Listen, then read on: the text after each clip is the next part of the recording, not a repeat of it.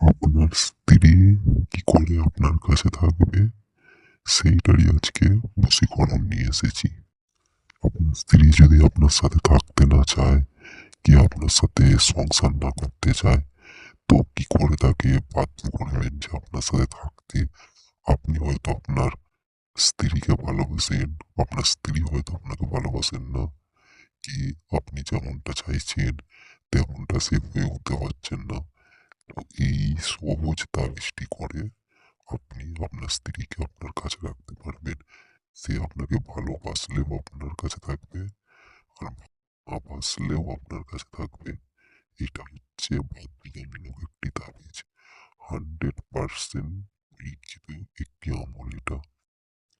এইসব স্ক্রিনে যেই ছকটি দেখানো হচ্ছে এরকম হুবহু আপনাদেরকে এই ছকটি তৈরি করে নিতে হবে। এই ছকটি তৈরি করার সময় বারবার শুধু যাকে বশীকরণ করবেন তার নামটা উচ্চারণ করবেন, আর এই ছকটি তৈরি করবেন। তার নাম উচ্চারণ করবেন আর এই ছকটি তৈরি করবেন।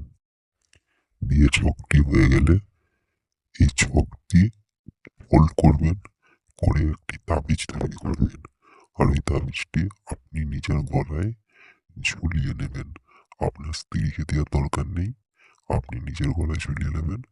তারপর থেকে দেখবেন গ্যারেন্টি সহকারে আপনার কাজ হবে।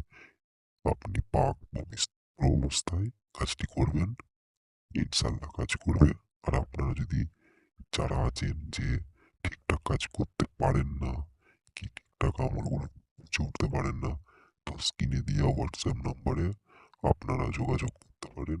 যে কোনো সমস্যার আমি সমস্যার সমাধান করে দেবো। আপনারা স্ক্রিনে দেওয়া হোয়াটসঅ্যাপ নাম্বারে যোগাযোগ করুন। কেউ কল করবেন না, মেসেজ